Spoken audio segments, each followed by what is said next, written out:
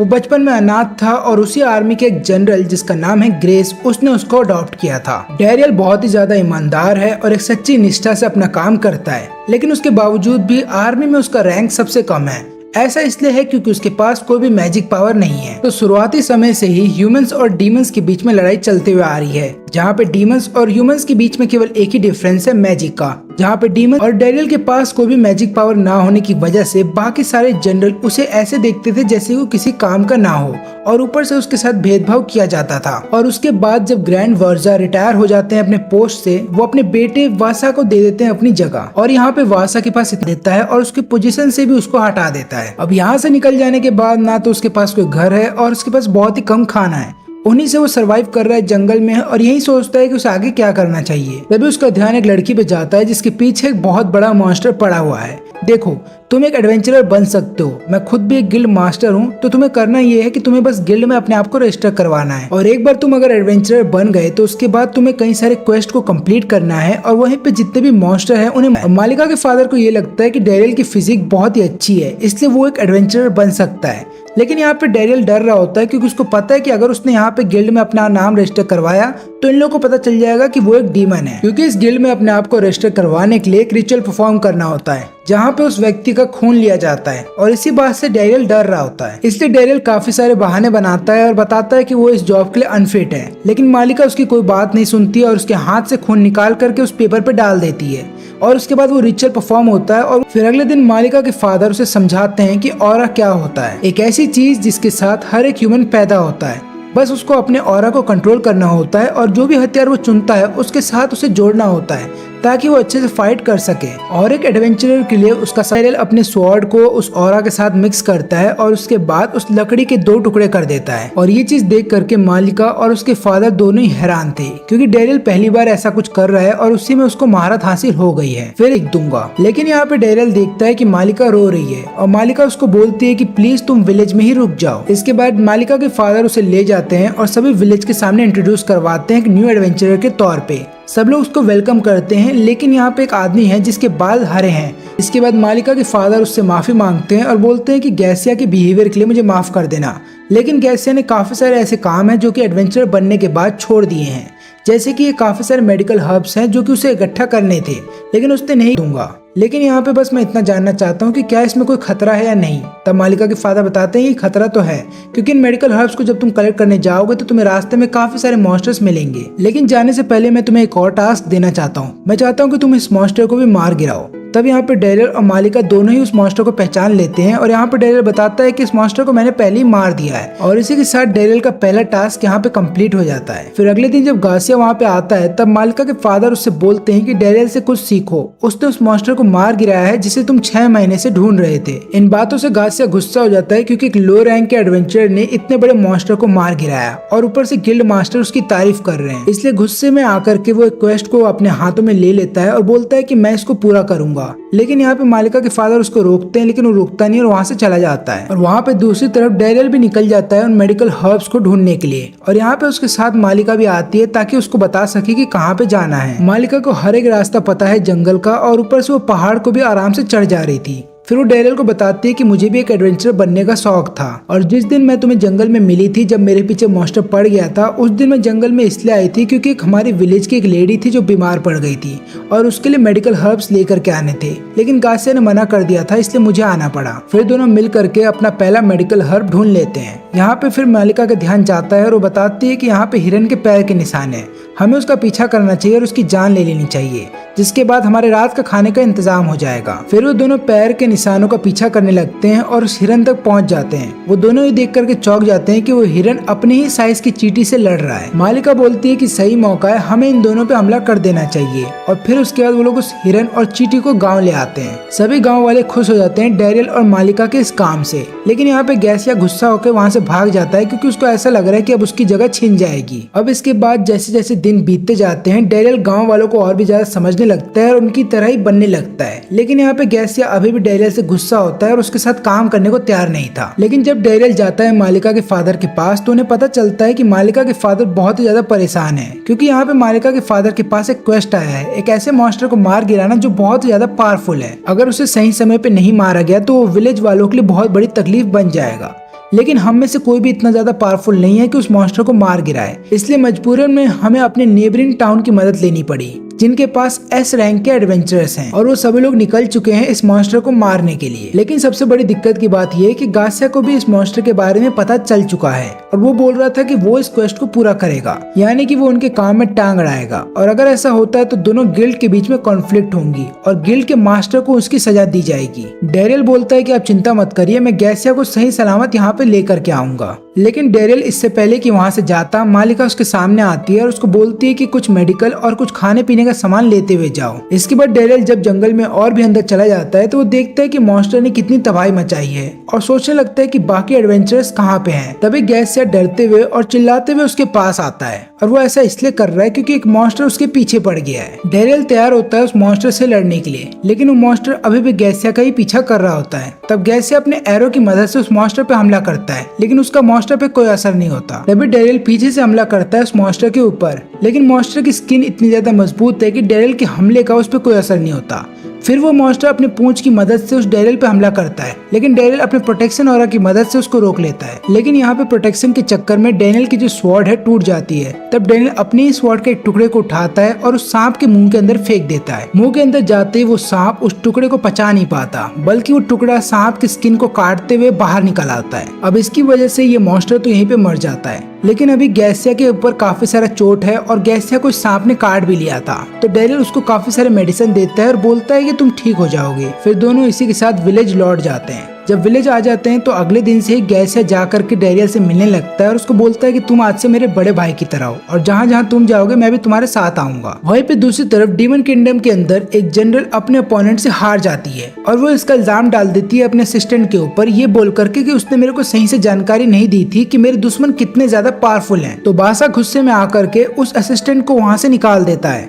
फिर यहाँ पे दूसरा जनरल बोलता है बासा से कि तुमने गलती किया डेरियल को निकाल के। वो भले ही वीक था लेकिन वो अपना काम अच्छे से करता था और वो हमारी सारी बात भी मानता था। लेकिन ये बात सुन के बासा और भी ज्यादा गुस्सा हो जाता है और बोलता है कि ऐसा कभी नहीं होगा। अब एक रात डेरियल मेयर से पूछता है कि विलेज के काफी सारे घर खाली क्यों पड़े हैं। तब मेयर बताता है कि एक बहुत ही अजीब सा मेटल पाया जाता है लक्स विलेज के अंदर और उस मिनरल को पाने के लिए डीमंस और ह्यूमंस के बीच में लड़ाई चल रही है, क्योंकि ह्यूमंस उस मेटल का इस्तेमाल करते हैं अपने हथियार बनाने के लिए, तो वहीं पे डीमंस भी उसका इस्तेमाल करते हैं अपने हथियार बनाने के लिए। फिर एक दिन डीमंस ने हमला कर दिया ह्यूमंस के ऊपर और उस जगह को अपना बना लिया, जिसके बाद वो पूरा माइनिंग एरिया उनके नाम हो गया। और ऐसा होने की वजह से लक्स विलेज को काफी ज्यादा नुकसान उठाना पड़ा, क्योंकि अब उनका जो रेवेन्यू सोर्स था वो खत्म हो गया था और वहाँ के लोग वहाँ से भाग गए ताकि कहीं और जाके पैसा कमा सके। फिर अगले दिन डेरियल चला जाता है उस माइनिंग एरिया के पास और वो सोचता है कि मैं इन लोगों के साथ पहले भी काम कर चुका हूँ, तो हो सकता है मैं इनके साथ नेगोशिएट कर पाऊँ और कैसे भी करके मैं मिनरल्स को आधा लक्स विलेज को दे पाऊँ, ताकि लक्स विलेज का जो रेवेन्यू है वो फिर से स्टार्ट हो सके। फिर वो एक बॉक्स के अंदर छुपते हुए गेट से अंदर आ जाता है, लेकिन जब वो गेट के अंदर आता है तो पता चलता है कि यहाँ पे कोई गार्ड नहीं है। वो माइनिंग एरिया के और अंदर जाता है तो उसे पता चलता है कि यहाँ पे कोई काम भी नहीं कर रहा। फिर वो थोड़ा सा और अंदर जाता है और चिल्लाते हुए बोलता है कि क्या कोई यहाँ पे है। तभी उसके सामने कुछ अजीब से क्रिएचर्स आ जाते हैं जिनका नाम है नॉकर्स। लेकिन ये नॉकर्स इसके लिए अनजान नहीं थे, क्योंकि डेनियल जब यहाँ पे काम किया करता था तो वो इनका मालिक था और ये सभी लोग उसको देख करके खुश हो जाते हैं और बोलते हैं कि तुम हमारे सबसे बेस्ट बॉस थे। वो लोग डेरियल को बताते हैं कि वासा ने हम पे कितना जुल्म किया है। वासा हमसे लगातार एक्स्ट्रा काम करवाता है इस माइनिंग एरिया में, लेकिन हमें कुछ भी नहीं देता और ऊपर से हमारी सिक्योरिटी के लिए जो गार्ड्स थे उन्हें भी हटा दिया गया है। और वासा ये बताता है कि सिक्योरिटी को इसलिए हटा दिया गया है ताकि वो लोग पैसे बचा सके। तभी डेरियल को एहसास होता है कि कोई वहाँ पे आ रहा है, इसलिए वो जा करके छुप जाता है। फिर वो देखता है कि उनका जो नया जनरल है वहाँ पे आ चुका है और वो उन सभी नौकर से बोल रहा है कि तुमने अब तक माइनिंग क्यों नहीं स्टार्ट की। वो सभी लोग जनरल को समझाने लगते हैं कि जितना टाइम आपने हमें दिया है उतने टाइम में हम इतने सारे मिनरल्स को नहीं निकाल सकते,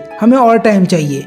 तो जनरल बोलता है कि इतना ही टाइम मिलेगा और उतने टाइम में अगर तुमने मुझे उतने सारे मिनरल्स नहीं निकाल के दिए तो तुम लोगों की खैर नहीं। लेकिन उनमें से एक को गुस्सा आ जाता है और वो उस जनरल पे पीछे से हमला कर देता है। जनरल को लग जाती है चोट और वो डिसाइड करता है कि उस सभी नौकर्स को एक ही बार में खत्म कर देगा, इसलिए वो अपने सोल्जर से बोलता है कि इन सबकी जान ले लो। लेकिन तभी डेरियल अपने चेहरे पे मास्क लगा के उनके सामने आ जाता है और वो फिर सभी सोल्जर्स को बोलता है कि इनकी जान मत लो, नहीं तो मुझे तुम पे हमला करना होगा और अगर ऐसा हुआ तो हो सकता है तुम लोग हार जाओ। जनरल उसकी बात पे हंसने लगता है और बोलता है कि मेरे सोल्जर्स इतने वीक नहीं है कि वो तुमसे हार जाएंगे। इसके बाद सभी सोल्जर्स मिल करके एक स्पेल पढ़ रहे होते हैं अब यहाँ पे डेरियल को ये बात पता है कि इन स्पेल को करने में बहुत टाइम लगता है, इसलिए वो सोचता है कि वो सबसे पहले सभी सोल्जर्स का ध्यान भटकाएगा और उसके बाद एक एक करके इनको हरा देगा। फिर सभी सोल्जर्स को हरा देने के बाद वो उनके कमांडर पे हमला कर देता है और उसको बोलता है कि तुमने इनकी जान लेने की कोशिश की है तो मैं तुम्हारी भी जान ले लूंगा। अभी जनरल डर जाता है और बताने लगता है कि मैं एक ह्यूमन हूँ और मैं यहाँ पे बादशाह के अंडर काम कर रहा था। मैं तो लगातार उसकी चमचागिरी किया करता था और उसके बाद बादशाह ने मेरे को बोला कि जाकर के माइनिंग एरिया को संभालो। इसके बाद डेरियल उसका एक नया हेयर स्टाइल बनाता है और बोलता है कि बादशाह के सामने जाकर के अपने पोस्ट से रिजाइन कर देना और यहाँ से कहीं दूर चले जाओ। फिर ये जनरल यहाँ से भाग जाता है और उसके पीछे उसके सभी सोल्जर्स भी आ जाते हैं। अब ये बात जैसे ही मेयर को पता चलती है कि माइंस के ऊपर अब से उनका कंट्रोल होगा, मेयर भी इस बात से हैरान थे क्योंकि काफी सालों से ह्यूमन कभी भी उसके ऊपर कंट्रोल नहीं कर पाए थे। इसके बाद वो सभी लोग मिल करके नॉकर्स का भी अच्छा खासा ध्यान रखते हैं ताकि वो लोग उनकी मदद करें माइनिंग करने में। और क्योंकि अब वो पूरा माइनिंग एरिया अब ह्यूमंस के कंट्रोल में है तो लक्स विलेज के अंदर भी लोग वापस आ जाते हैं। वहीं पे दूसरी तरफ डीमन किंग डांट रही होती है वासा को और बोल रही होती है कि तुम्हारे खराब डिसीजन की वजह से नॉकर्स हम लोग को छोड़ के चले गए और ह्यूमंस का साथ दे रहे हैं और अब हमारे पास हमारा माइनिंग एरिया भी नहीं है, जिसकी वजह से हमारे इक्विपमेंट इतने ज्यादा कमजोर हैं कि हम किसी से लड़ भी नहीं सकते। तुमसे ज्यादा स्मार्ट तो तुम्हारे फादर थे क्योंकि उन्होंने डेरियल को चुना था ये सभी काम संभालने के लिए और डेरियल ने इतने अच्छे से ये सारा काम संभाला था कि उसके रहते हुए कभी भी कोई कॉन्फ्लिक्ट नहीं हुआ। अब यहाँ पे सेंट्रल गिल्ड की तरफ से एक आदमी आता है और वो डेरियल को बोलता है कि तुम्हें जाकर के नौकर से बात करनी होगी क्योंकि वो लोग हमारे साथ मिल करके काम करने को तैयार नहीं है। पहले तो लोग तैयार थे हमारे साथ मिल करके काम करने को, लेकिन अब वो लोग बोल रहे हैं कि वो लोग केवल डेरियल की बात सुनेंगे और केवल डेरियल को ट्रस्ट करते हैं। इसलिए डेरियल जाता है और सभी नौकर्स को बताता है कि तुम लोग इनकी बात सुनो, ये लोग तुम्हारे साथ कुछ भी गलत नहीं करेंगे और अगर ऐसा कुछ भी होता है तो मैं फिर से तुम्हारी प्रोटेक्शन के लिए सामने आ जाऊंगा। इतना बोल देने के बाद डेरियल जब वहाँ से जाने लगता है तब वो देखता है कि आसमान में डीमंस की तरफ से एक मैसेज आया है नौकर्स के लिए और उसमें डीमंस ये बोलते हैं कि हम नौकर्स को माफ करते हैं और हम वादा करते हैं कि अगली बार से नौकर्स के साथ कुछ भी गलत नहीं होगा, वो लोग हमारे साथ फिर से मिल करके काम करें। डेरियल समझ जाता है कि ये आवाज उसके दोस्त की है जो कि डीमन किंगडम में रहता है और एक डीमन है, तो जाता है अपने दोस्त से मिलने के लिए और उसको सारी सच्चाई बताता है कि मैं एक डीमन नहीं हूँ बल्कि एक ह्यूमन हूँ और मैं कैसे इस गिल्ड में शामिल हो गया। रेजिट उसको गले लगाता है और बोलता है कि तुम्हारा ये राज मैं किसी को नहीं बताऊंगा, लेकिन मैं चाहता हूँ कि तुम वापस आ जाओ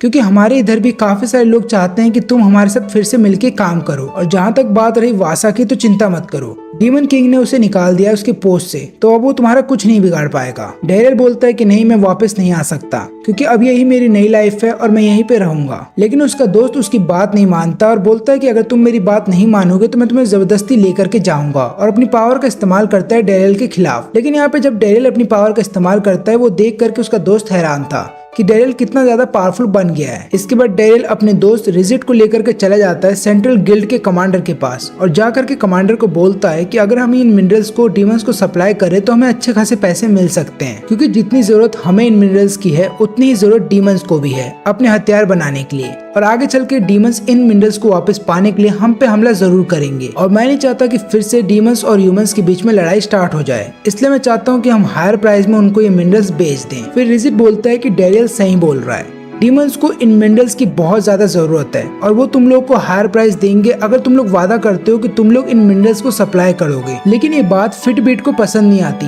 अब फिटबिट इस पूरे माइनिंग एरिया का गार्ड है, वो अचानक से हमला कर देता है रिजिट के ऊपर, लेकिन डेरियल उसको बचा लेता है। फिर कमांडर गुस्सा हो जाते हैं और फिटबिट को बोलते हैं कि तुम्हें जितना काम दिया गया है सिर्फ उतना ही किया करो, तुम्हें किसी ने नहीं बोला था इसके ऊपर हमला करने के लिए। और जहाँ तक बात रही इस आइडिया की तो मैं इसको मंजूरी देता हूँ, लेकिन डेरियल मैं चाहता हूँ कि तुम मेरा एक काम करो, तुम जाओ उस वर्कशॉप पे जहाँ पे पहले डीमंस का कब्जा हुआ करता था और उसको ठीक करो। डेरियल चला जाता है उस जगह पे उसको ठीक करने के लिए, लेकिन फिटबिट वहाँ पे पहले ही पहुँच जाता है और बोलता है कि इस जगह को मैंने पहले ठीक किया है और यहाँ के डीमंस को मैंने भगाया है, इसलिए आज से जगह मेरी हुई। इसके बाद मेयर डेरियल को समझाते हैं कि फिटबिट इसलिए हम लोगों से चिढ़ा हुआ है क्योंकि स्टार्टिंग में उस माइनिंग एरिया को पूरा प्रोटेक्शन दिया करता था फिटबिट का विलेज और उनको उसका अच्छा खासा प्रॉफिट भी मिलता था, लेकिन अब क्योंकि उस माइनिंग एरिया के ऊपर हमारे विलेज का कब्जा है तो फिटबिट इसलिए तुमसे चिढ़ा हुआ है। तब एक बूढ़ा आदमी जिसका नाम स्मिथ है वहाँ पे आता है और वो डेरियल को बोलता है कि मुझे भी उस वर्कशॉप में काम करने दो। डेरियल बताता है कि उस वर्कशॉप के ऊपर मेरा कब्जा नहीं है, इसलिए तुम्हें जाकर के फिटबिट से बात करनी होगी। फिर स्मिथ जाता है फिटबिट से बात करने के लिए। फिटबिट बोलता है कि मैं तुम जैसे बूढ़ा आदमी को नहीं रखूंगा, लेकिन बार बार स्मिथ की रिक्वेस्ट करने के बाद फिटबिट मान जाता है और बोलता है कि तुम एक छोटे से कोने में काम कर लेना। ये सुनते ही स्मिथ खुश हो जाता है क्योंकि वो जो काम करना चाहता था वो उसको मिल चुका है, क्योंकि स्मिथ पहले भी इन मिनरल्स की हेल्प के जरिए बहुत सारे हथियार बना चुका है और उसको पता है कि इन मिनरल्स को कैसे अच्छे से इस्तेमाल करना है, और वो यही चीज बाकी वर्कर्स को भी समझाता है। फिर जब नए हथियार बन करके आते हैं तो डेरियल देखता है कि उसका ऑरा इन हथियारों के साथ अच्छे से काम कर रहा है और उसका पहले से पावर बढ़ गया है, और इन सभी कमाल हथियारों को बनाया है स्मिथ ने। स्मिथ बताता है डेरियल को कि मेरा सपना है कि मैं एक ऐसा हथियार बनाऊं जो तुम्हारे लायक हो। तभी फिटबिट वहाँ पे आता है और डेरियल को बोलता है कि मुझे तुमसे कुछ बात करनी है, और फिर वो डेरियल को बोलता है कि सेंट्रल गिल्ड जो है ज्यादातर प्रॉफिट अपने पास रख रहा है, इसलिए मैं चाहता हूँ कि हम दोनों एक हो जाएं और सेंट्रल गिल्ड को अपने से अलग कर लें। उसके बाद ज्यादातर प्रॉफिट हम दोनों के विलेज में जाएगा, और अगर तुम मेरी बात मानते हो तो मैं वादा करता हूँ कि मैं लक्स विलेज को और भी ज्यादा अच्छा कर दूंगा।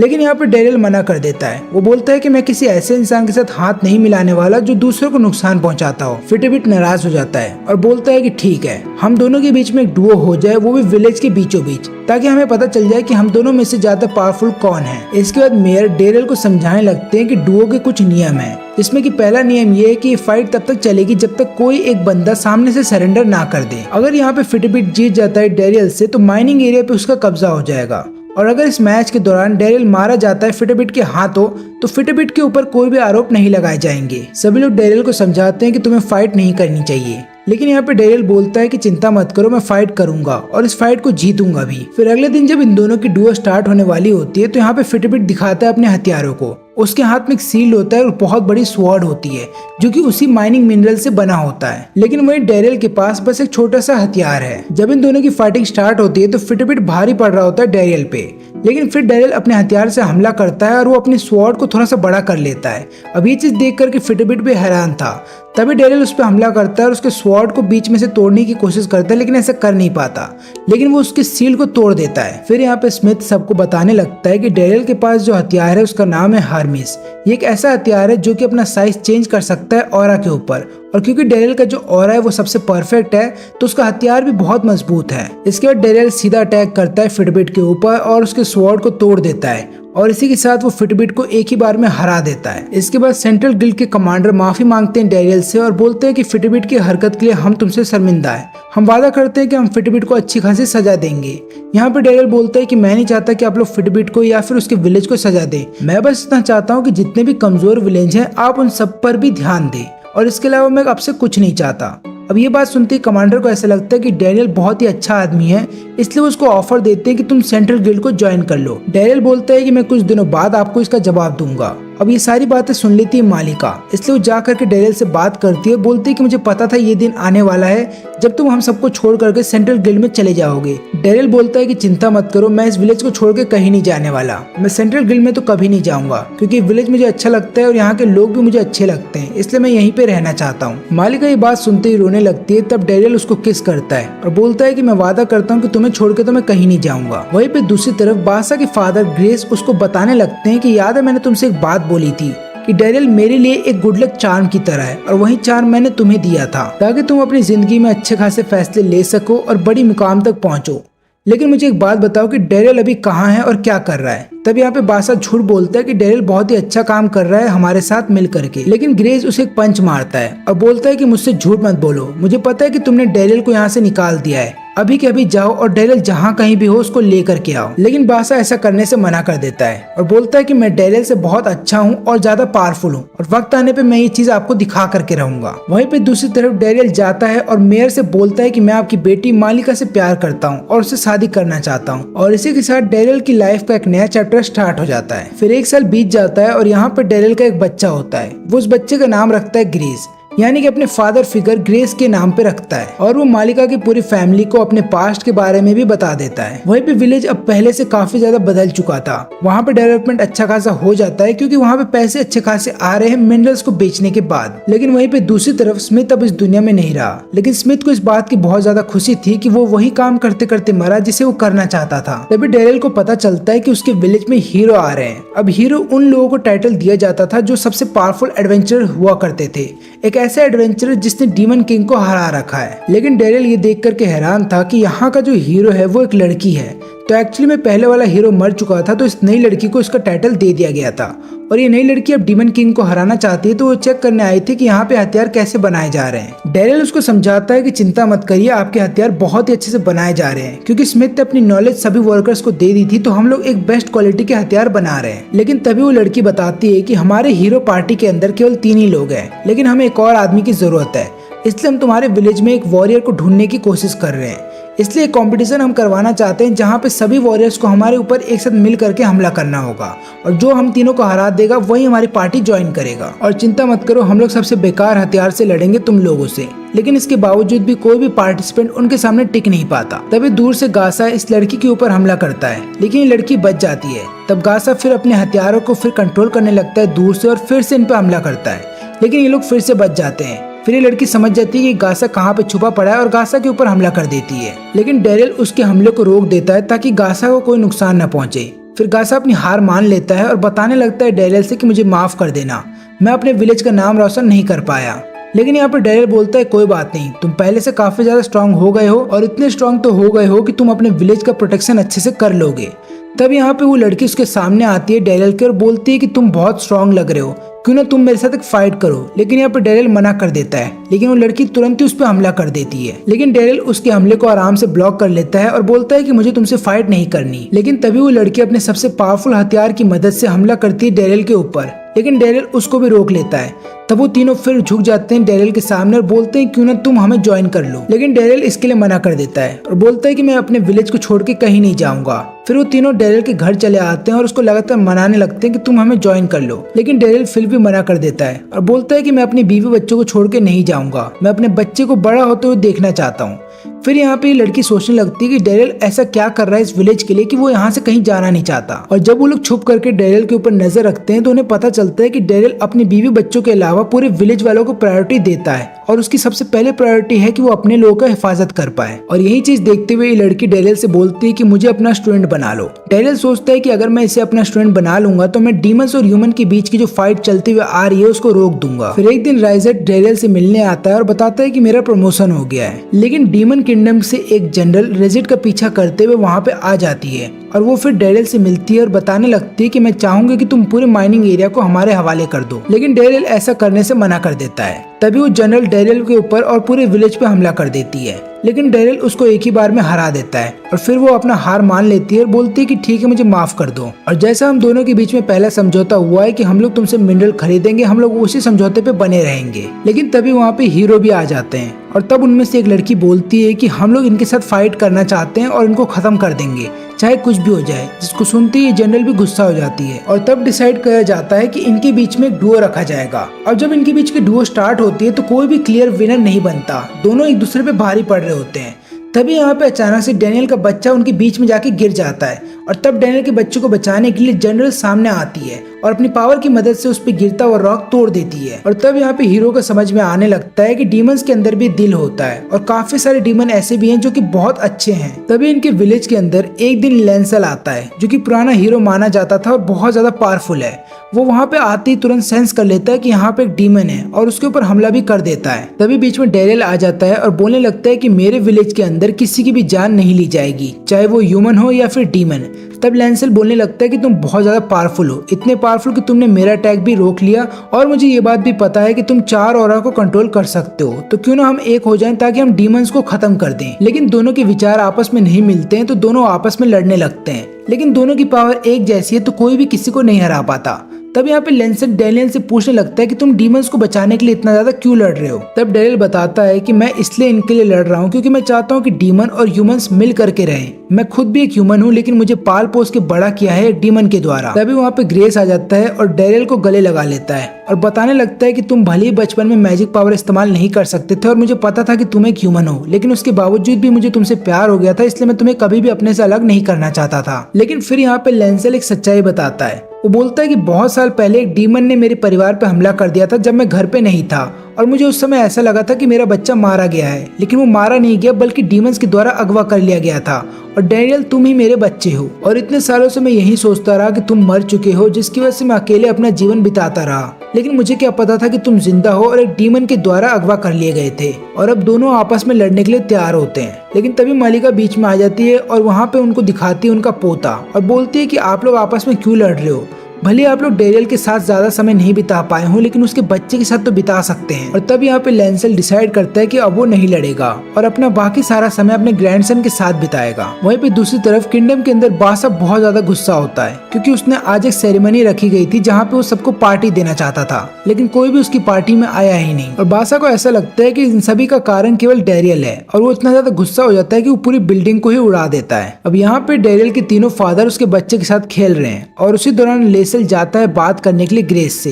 वो बोलता है कि तुम्हारा शुक्र है जो तुमने मेरे बच्चे का इतना अच्छा ध्यान रखा। तब यहाँ पे फिर लैंसेल हीरो को बुलाता है अपने सामने और बताने लगता है कि तुम लोग भी अब डीमन से लड़ना छोड़ दो, क्योंकि मुझे पता है कि सेंट्रल गिल्ड ने तुम्हें ये बताया होगा कि डीमन किंग को मार देने के बाद तुम्हें काफी सारा पैसा मिलेगा और उन पैसों की मदद से हम ह्यूमंस को और भी ज्यादा इवॉल्व कर सकते हैं। लेकिन एक्चुअली में सेंट्रल गिल्ड का जो एक्चुअली प्लान है वो बहुत ही ज्यादा अलग है। वो लोग डीमन किंग को मारना चाहते हैं ताकि उसकी सारी पावर उनकी हो जाए और उसके बाद उन्हें मैजिक पावर मिल जाए।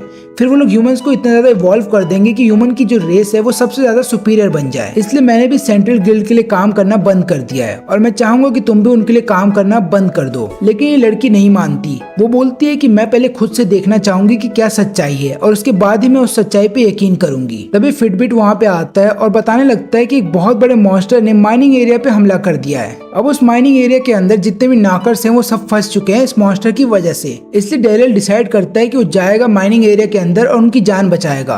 तब उसके फादर लैंसेल भी बीच में आ जाते हैं ताकि उसकी प्रोटेक्शन कर सकें। बाहर से सभी लोग उस मॉन्स्टर के ऊपर हमला कर रहे होते हैं, लेकिन ऐसा लग रहा होता है कि मॉन्स्टर के ऊपर उनके हमले का कोई असर नहीं हो रहा। तभी डेरियल और उसके फादर अपने ऑरा को एक करके हमला करते हैं उस ड्रैगन के ऊपर, जिससे कि ड्रैगन थोड़ी देर के लिए बेहोश हो जाता है। जब वो ड्रैगन होश में आता है तो डेरियल उसको अपना हाथ देता है। फिर वो ड्रैगन लगातार उसे देख रहा होता है और थोड़ी देर बाद वहाँ से उड़ के चला जाता है। लेकिन ग्रेस को यहाँ पे थोड़ा अजीब लगता है, तो वो किंगडम वापस चला जाता है ये देखने के लिए कि वहाँ क्या चल रहा है। फिर वहाँ आ जाने के बाद ग्रेस को पता चलता है कि एक्चुअली में उसके बेटे ने एक बहुत ही पावरफुल मैजिक को अनलॉक कर दिया है, जो कि शुरू से उस किंगडम के अंदर लॉक करके रखा गया था। और ये मैजिक इतना ज्यादा पावरफुल है कि कोई भी इस मैजिक को संभाल नहीं सकता। फिर यहाँ पे ग्रेस अपने ही बच्चे को लेक्चर देने लगता है और बोलता है कि तुम्हें डेरियल की तरह बनना चाहिए। देखो उसने अपनी पावर का कितना सही से इस्तेमाल किया है और अपने लोगों को खुश रखता है। तब यहाँ पे उसका बेटा बोलता है कि पहली बात तो ये कि आप एक डीमन हैं और आप ह्यूमन की साइड क्यों ले रहे हैं, और जब मैं इतना ज्यादा पावरफुल बन गया हूँ कि मैं डेरियल को हरा सकता हूँ तो अब आप डेरियल की साइड ले रहे हैं फिर से, जो मैं नहीं चाहता था कि आप करें। तभी बासा वहाँ पे ड्रैगन को समिन करता है और बोलता है कि मैं फिर से माइनिंग एरिया के ऊपर हमला करने जा रहा हूँ। अब यहाँ पे डेरियल सब लोगों की मदद कर रहा होता है और सभी नौकर्स को उस माइनिंग एरिया के अंदर से निकाल रहा होता है। तभी ग्रेस का उसे फोन आता है और वो बोलता है कि देखो मेरा बेटा जो है बासा तुम पे हमला करने आ रहा है, वो तुम्हारे विलेज और तुमको खत्म करना चाहता है और जो ड्रैगन हमने माइनिंग एरिया के ऊपर देखा था वो उसी का है। अब यहाँ पे सभी हीरो और डेरियल तैयार हो जाते हैं बासा से लड़ने के लिए। तभी बासा एक ग्रैंड एंट्री मारता है अपने ड्रैगन के ऊपर और फिर वो डेरियल को बोलता है कि तुम्हारी शादी हो गई है ना, क्योंकि तुम्हारे हाथ में एक वेडिंग रिंग है। अच्छा वो तुमने शादी कर ली, क्योंकि मैं सबसे पहले तुम्हारी बीवी को खत्म करूंगा। तभी डेरियल अपने हथियार को एक रोप में बदल लेता है और ड्रैगन के ऊपर हमला करता है। फिर बाकी सब भी ड्रैगन के ऊपर हमला करते हैं ताकि उसे एक जगह पे रोक सके। इसके बाद डेरियल चला जाता है बासा से लड़ने के लिए। वो लगातार बासा से लड़ रहा होता है और उसको समझा रहा होता है कि इस मैजिक पावर को अपने अंदर से निकाल दो, लेकिन बासा उसकी एक बात नहीं सुनता। वो बोलने लगता है कि मैंने इस पावर को इसलिए पाया है ताकि मैं इस कॉन्फ्लिक्ट को हमेशा के लिए खत्म कर दूं, और कॉन्फ्लिक्ट से मेरा मतलब है कि मैं पूरे ह्यूमंस को इस दुनिया से खत्म कर दूंगा। इसके बाद दोनों आपस में फिर लड़ना स्टार्ट कर देते हैं,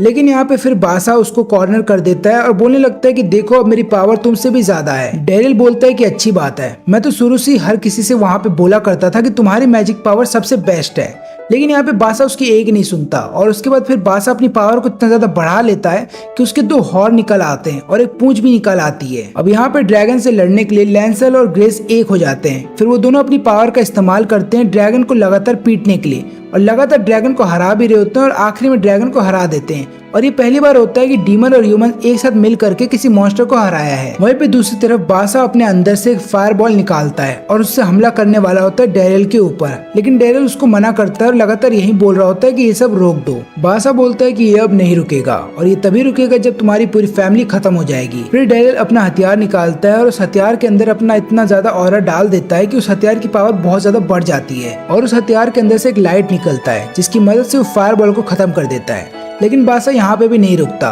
वो अपनी पावर को और भी ज्यादा बढ़ा देता है और अपनी मैजिक पावर को अपने लिमिट पे ले जाता है, जिसके बाद उसकी पूरी बॉडी पे ही आर्मर आ जाते हैं और यहाँ पे फिर वो डेरियल को केवल एक ही पंच में घायल कर देता है और फिर उसके सामने आ जाता है। लेकिन बासा की पावर इतनी ज्यादा बढ़ जाती है कि उसकी बॉडी के अंदर से उसकी मैजिक पावर बाहर निकल रही होती है और तब डेरियल को दिखता है कि बासा क्या सोच रहा है और उसकी पुरानी मेमोरीज उसको दिखने लगती है। वो देखता है कि बासा शुरू से अपने फादर को बहुत ज्यादा एडमायर करता था और उन्हीं की तरह एक जनरल बनना चाहता था, लेकिन वो ज्यादातर समय अपने फादर के साथ कभी बिता नहीं पाया क्योंकि उसके फादर ज्यादातर बाहर रहते थे।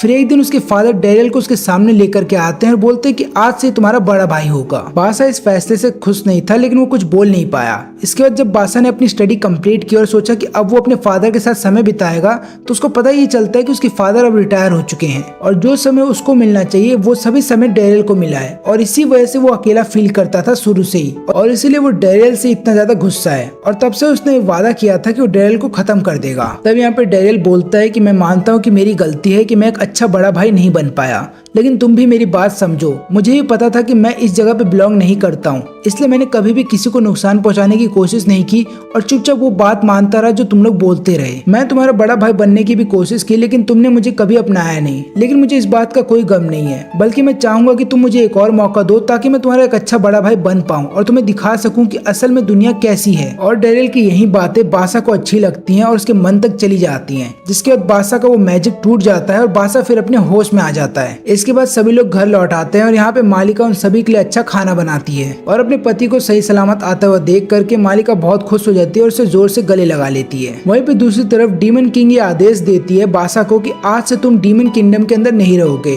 और हम तुम्हें निकालते हैं यहाँ से, क्योंकि तुमने जो गलती की है वो माफी के काबिल नहीं है। इसके बाद ग्रेस बासा को ले आता है डेरियल के घर पे, जहाँ पे उसे वेलकम किया जाता है और वो पहली बार डेरियल के बच्चे से मिलता है और वो देखता है कि डीमंस और ह्यूमन कितने अच्छे से एक साथ मिलकर के रह रहे हैं। फिर यहाँ पे बासा बोलता है कि मैं नौकर्स की मदद करूंगा ताकि मैं उनका दिल जीत सकूं और इसके अलावा मैं पूरी दुनिया घूमूंगा ताकि मैं और भी ज्यादा नॉलेज गेन कर सकूं। और इसी के साथ डेरियल की फैमिली अब कंप्लीट हो गई है। तो अगर आपको ये वीडियो अच्छी लगी हो तो लाइक करें और चैनल को सब्सक्राइब करें और ये वीडियो यहीं पे खत्म होता है।